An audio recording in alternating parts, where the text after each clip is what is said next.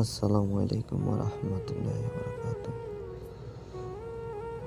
দেখেন, সবাই তো বলে যে বিদেশে অনেক সুখ, অনেক শান্তি। আসলে যেরকম ভাবতেছে এরকম না।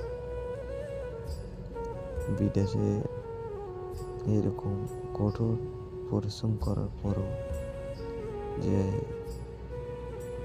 এত কষ্ট করার পরও তারপরও যে বেতন মিলাটা বড়ই কষ্ট। তা বাংলাদেশের মানুষ এত কষ্ট, যন্ত্রণা এগুলা কখনো বুঝে না।